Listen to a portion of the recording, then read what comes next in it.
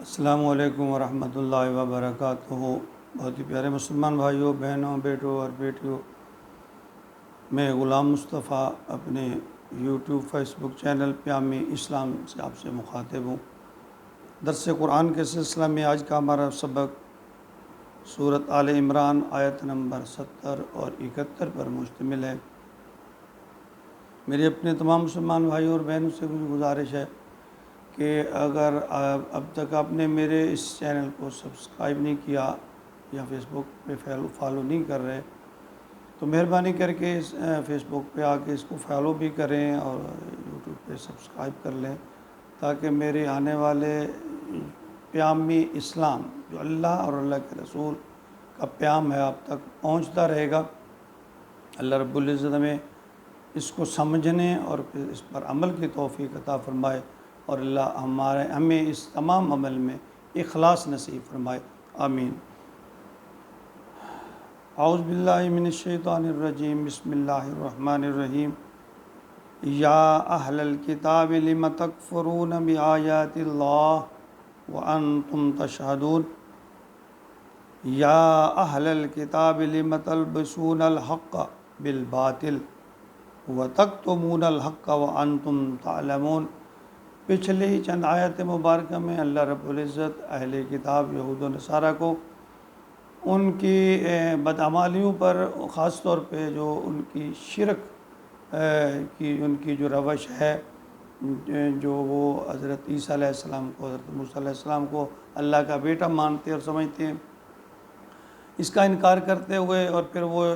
اپنے آپ کو حضرت ابراہیمی کہتے ہیں، ان باتوں کی وضاحت کرتے ہوئے ان آیت مبارکہ میں اللہ رب العزت پھر دو باتیں جو اہل کتاب سے مخاطب ہو کر فرما رہے ہیں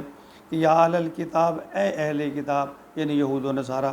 لم تکفرون، تم کیوں انکار کرتے ہو بآیات اللہ، اللہ کی آیات کا، اللہ کے فرامین کا، وانتم تشہدون،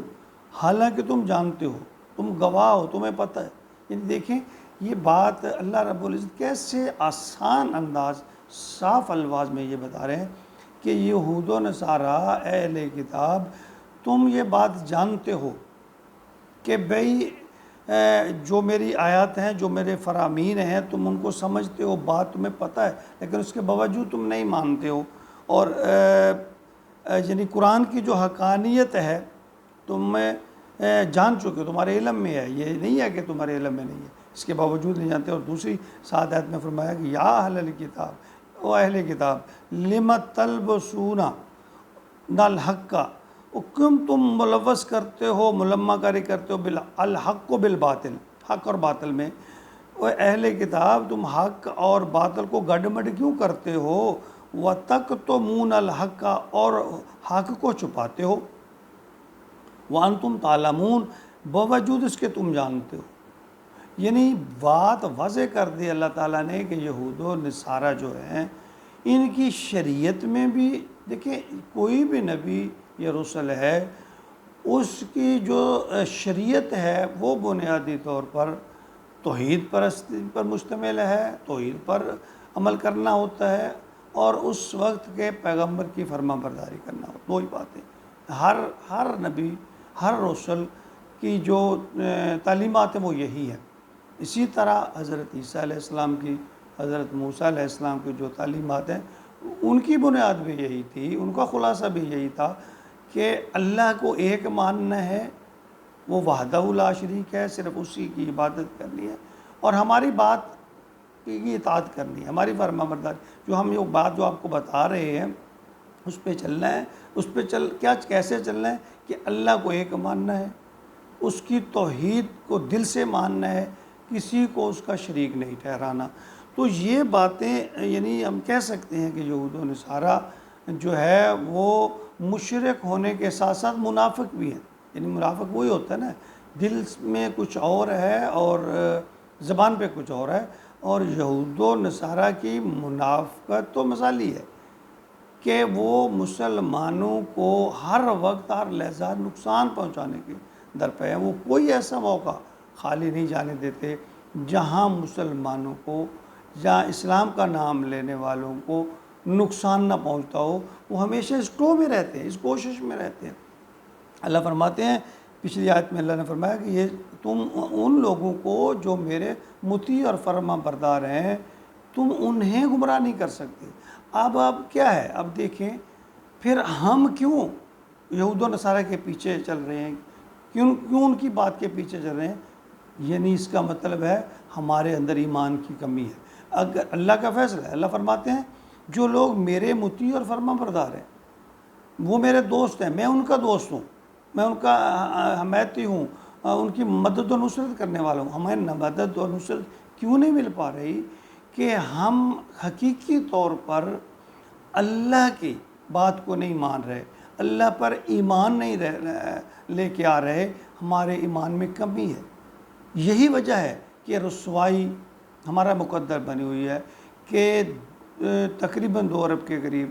مسلمان پوری دنیا میں اس وقت موجود ہیں، اور اس کے باوجود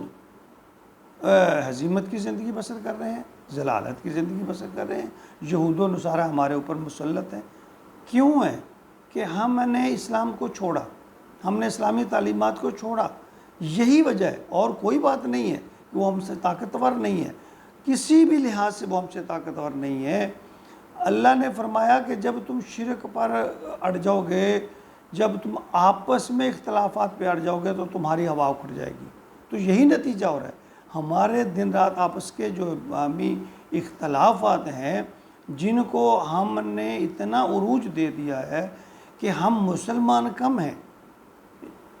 اہل حدیث، دیوبندی، بریلوی، یہ زیادہ ہیں۔ کوئی ہم میں یہ کہ نہیں کہلواتا کہ میں مسلمان ہوں، سبھی یہ کہتے ہیں کہ ہم فلاں ہیں، ہم فلاں، لیکن اسلام میں اس کی کوئی گنجائش نہیں ہے، یہ کوئی معیار نہیں ہے، ہم نے اس کو بنایا ہے۔ اصل معیار ایمان ہے، اصل معیار توحید ہے، اصل معیار اللہ اور اللہ کے رسول کی فرما برداری ہے۔ وہ اہل حدیثیت میں ہے، وہ بریلویت میں ہے، وہ دیوبندیت میں ہے، جس میں جس شکل اصل جو ہے وہ فرما برداری ہے اللہ اور اللہ کے رسول کی۔ ہم اس کو چھوڑ کر فروعی اختلافات میں اس قدر آگے چلے گئے کہ ہمیں بھول گئے کہ ہم مسلمان ہیں۔ تو اللہ رب العزت وَاعْتَصِمُوا بِحَبْلِ اللَّهِ جَمِيعًا وَلَا تَفَرَّقُوا، اللہ فرماتے ہیں کہ تم تفرقہ بازی نہ کرو، دین پر اکٹھے ہو جاؤ، اللہ کی بات پر اکٹھے ہو جاؤ، اور جب تک ہم ان اختلافات میں، اللہ فرماتے ہیں کہ میں تمہاری ہوا اکھیڑ دوں گا، تم رسوا ہو جاؤ گے، اور یہی کچھ ہو رہا ہے۔ تو یعنی نتیجہ یہ نکلا کہ ہم آج کل رسوا اور ذلیل کیوں ہو رہے ہیں؟ ہم نے اللہ اور اللہ کے احکامات کو چھوڑ دیا، نبی پاک صلی اللہ علیہ وسلم کی فرما برداری کرنی چھوڑ دی، ہم رسوا ہو رہے ہیں۔ جب ہی یوں ہی جس وقت بھی ہم اللہ کی طرف لوٹ آئے، اللہ کی فرما برداری میں آ گئے، نبی پاک صلی اللہ علیہ وسلم کی اتباع میں آ گئے،